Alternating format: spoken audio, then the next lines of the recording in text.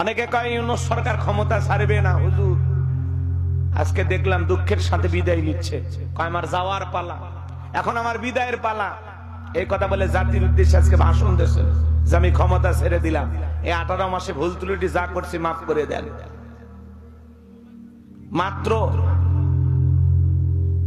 15 billion reserve ছিল বাংলাদেশে, উনি এখন এটা 34 বিলিয়ন করে গেছে, এবং 6 মাসের খাদ্য মজুদ আছে। এই কথাগুলো বলে অনেক কথা বললেন যে দেশের অর্থনীতি ভেঙে পড়ছিল, প্রশাসন ভেঙে পড়েছিল। সেই ভাঙ্গা দেশটাকে আমি দায়িত্ব নিতেই চাইনি, ছাত্ররা জোর করে আমার দায়িত্ব দিয়েছে। তা আমি ইউনূস সরকার এতদিন প্রধান উপদেষ্টার দায়িত্ব পালন করছি, এখন আমার বিদায়ের পালা।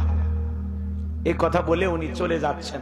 অনেকে বলতেছেন যে বাংলাদেশের রাষ্ট্রপতি হিসাবে ইউনূস সরকারকে আমরা চাই, অনেকে বলতেছেন। তা আসলে রাষ্ট্রপতি কে হবে এটা যারা ক্ষমতায় যাচ্ছেন তারা ঠিক করবেন, কথা কয় না কেন? রাষ্ট্রপতি কে হবে অনেকে বলতেছেন মির্জা ফখরুল সাহেব, মির্জা ফখরুল ইসলাম আলমগীর সাহেব, উনি হয়তোবা বাংলাদেশের রাষ্ট্রপতি হবে, এবং অনেক মানুষের নাম আসতেছে। তো ডক্টর ইউনূস কেও অনেকে বলতেছেন যে রাষ্ট্রপতি হিসেবে থেকে যায়। তা আমরা জানি না, তবে আমরা আল্লাহর কাছে দোয়া করি, আল্লাহ এদেশের এমন কিছু শাসক আমাদেরকে দেন যাদের মাধ্যমে দেশের কল্যাণ হবে, জাতির ভাগ্যের পরিবর্তন হবে। কথা বলে ঠিক কিনা? সেই পরিবর্তনের কিছু আভাস আমরা দেখতে পাচ্ছি। গতকালকে দেখেছেন আপনারা বিএনপির চেয়ারম্যান, আগামীর প্রধানমন্ত্রী, হয়তো আগামীকালকে শপথ হয়ে যাবে। তো উনি গেছিলেন আমিরে জামাত ডক্টর শফিকুর রহমান তার বাসায় তাকে শুভেচ্ছা জানানোর জন্য। তাহলে একটা বিজয়ী দল আর একটা বিরোধী দলের নেতার বাড়িতে গেছেন শুভেচ্ছা দেওয়ার জন্য। বাংলাদেশের ইতিহাসে এটা নতুন, মারহাবা। এরপরে নাহিদ ইসলামের বাসায় গেছেন, তাকে ফুলের শুভেচ্ছা দিয়েছেন, ছোট ছোট বাচ্চারা চকলেট দিয়েছেন, ফুল উপহার দিয়েছেন। জনাব তারেক রহমান উনিগুলো গ্রহণ করেছেন। আজকে আবার বাংলাদেশের চরমনায় পীর সাহেব, কথা বোঝেন নাই, ওনারা বাসায় গেছেন দেখা করতে। ওনারা সারা দেশে মোটামুটি 143টা আসন পাওয়ার চিন্তা ভাবনা করছিল, রেটে পাবে এরকম একটা নিয়ত করছিল। স্বপ্ন দেখা ভালো, কথা কন না কেন? ওনারা শরিয়ার আইন চালু করতে চেয়েছিলেন, আল্লাহ যেন ওনাদেরকে কবুল করেন। বলেন আমিন। তো চরমনায়ের পীর সাহেবের সাথে আজকে জনাব তারেক রহমান আগামীর প্রধানমন্ত্রী, তিনি তার বাসায় গিয়ে আজকে দেখা করেছেন। তো পীর সাহেব হুজুর খুবই খুশি, খুবই আনন্দিত যে উনি আমার বাসায় আসছেন, দেখা করেছেন, আমি খুব খুশি।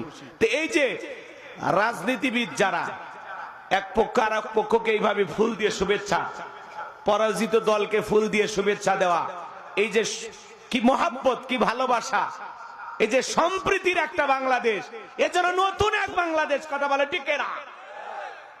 এইরকম বাংলাদেশই তোমরা দেখতে চাও, কথা কয় না কেন? আপনাদের এলাকায় খেলা হয় না, দেখেন না? কথা কন, ফুটবল খেলা হয়, নানান ধরনের খেলা হয়। তো যারা পরাজয় বরণ করে কি করেন? ওইটুকু মারেন, হ্যাঁ, পিটাপিটি করে না? কেউ কেউ হয়তো গরু পাইছে, কেউ খাসি পাইছে, কি কথা কন না কে ভাই?